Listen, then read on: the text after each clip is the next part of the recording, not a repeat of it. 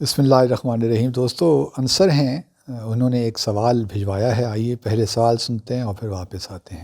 السلام علیکم، میرا نام انصر ہے اور میرا سوال آپ سے یہ ہے کہ کیا وجہ ہے کہ پاکستانی سفارتکار خصوصاً ریٹائرمنٹ کے بعد اور ایون کہ سروس کے دوران بھی لکھنے میں اتنی دلچسپی نہیں رکھتے، جبکہ اس کے مقابلے میں ہم دیکھتے ہیں کہ دنیا بھر کے سفارتکار جو ہیں وہ اپنی ریٹائرمنٹس کے بعد معروف اخبارات میں اوپینین پیسز کے ذریعے سے اپنا نقطہ نظر مختلف اہم مسائل پر پیش کرتے رہتے ہیں، جبکہ پاکستان کے کیس میں ایسا نہیں ہے۔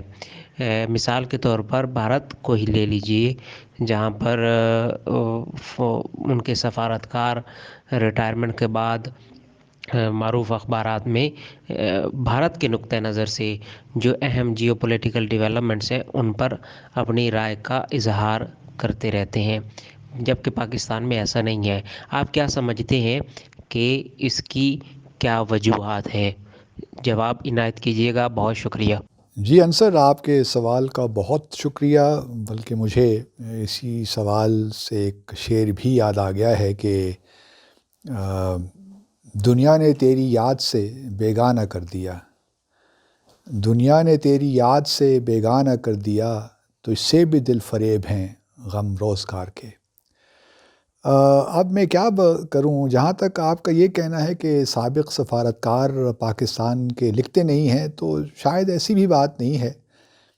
میرے ذہن میں بہت سے اسماء گرامی آ رہے ہیں ان سفارتکاروں کے یا سابق سفیروں کے جو بڑے عرصے سے لکھ رہے ہیں اور ابھی تک لکھ رہے ہیں، جس میں امبیسڈر ریاض محمد خان ہیں، ambassador Munir Akram, ambassador Zamir Akram, ambassador Khalid Salim, Khalid Saeed, ambassador Shamshad Ahmad Khan, ambassador Tariq Fatemi, ambassador Aqil Nadeem, ambassador Asad Durrani,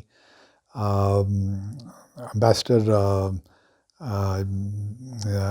Asif Yazdi, بہت سے لوگ ہیں جو لکھ رہے ہیں۔ میں خود بھی لکھتا ہوں مختلف اخبارات میں، لیکن معاملہ کچھ یہی ہے کہ پاکستانی سفارتکاروں کا یا اخباروں کا بھارت کے اخبارات یا ان کے سفارتکاروں کے ساتھ مقابلہ ذرا تھوڑا سا میں سمجھتا ہوں مناسب بھی نہیں ہے، کیونکہ اب آپ دیکھ لیجئے بھارت کے جو اخبارات ہیں ان کی سرکولیشن جو ہے ملینز میں ہے، خاص طور پہ جو ان کے ورنیکولر نیوز پیپرز ہیں، اور پھر انگریزی کے جو اخبارات بھی ہیں وہ بھی ان کی بھی سرکولیشن ٹھیک ٹھاک ہے۔ مثال کے طور پر ٹائمز آف انڈیا کی آپ لے لیجئے، ملینز میں سرکولیشن ہے۔ پاکستان کے جو اخبار ہیں جو مین اسٹریم کے اخبارات سمجھے جاتے ہیں، ان کی ہی سرکولیشن بمشکل ہزاروں میں ہے۔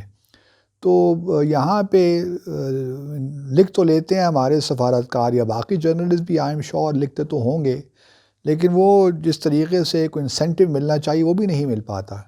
بلکہ میں نے 2-3 جو مین اسٹریم اخبارات ہیں ان کے لیے لکھا، لیکن ہنوز کوئی ہمیں وہاں سے انہوں نے جو ایک آرٹیکل لکھنے کی ایک ایوریج سی ایک ہوتی ہے جو آپ کو ملتا ہے، وہ بھی نہیں دیتے۔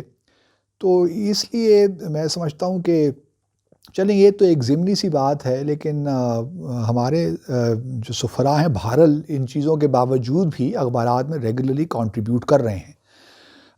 جہاں تک کتاب لکھنے کا تعلق ہے، اس سے میں اس حد تک میں آپ سے اتفاق کرتا ہوں، کیونکہ میں نے بھارت میں چونکہ خود بھی سرو کیا ہے، اور وہاں میں نے یہی دیکھا ہے کہ جو سفارتکار بھی میجورٹی جو وہاں ریٹائر ہوتے ہیں تو یقیناً کوشش کرتے ہیں کہ اپنی کتاب، اپنے میموائرز، جو بھی ان کے تجربات ہیں ان پہ ایک کتاب لکھیں۔ سب نہیں لکھتے، لیکن جو ان کے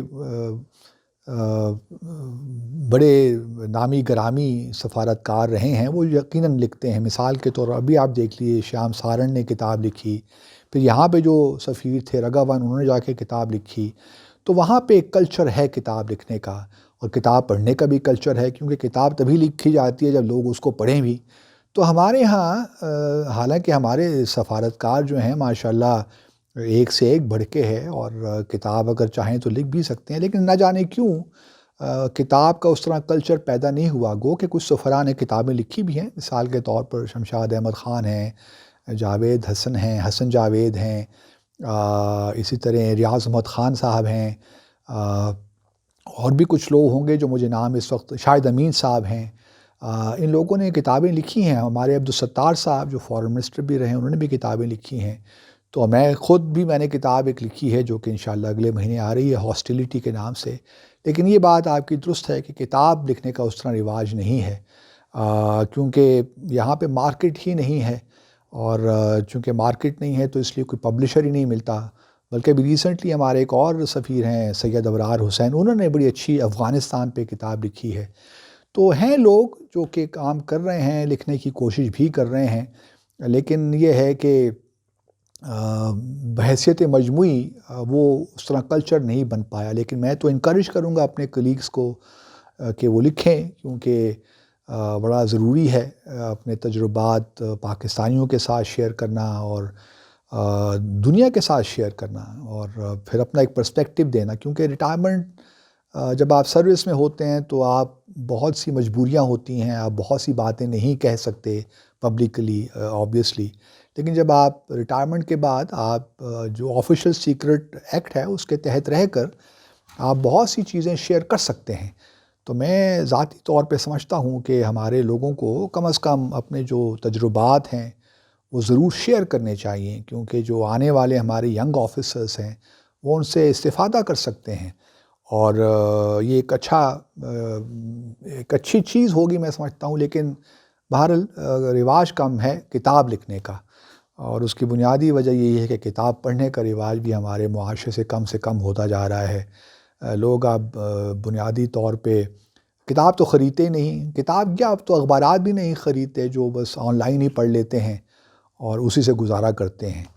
تو but thank you very much for your question. Stay in touch اور اپنے سوالات ہمیں بھجواتے رہیے. آپ کا بہت شکریہ.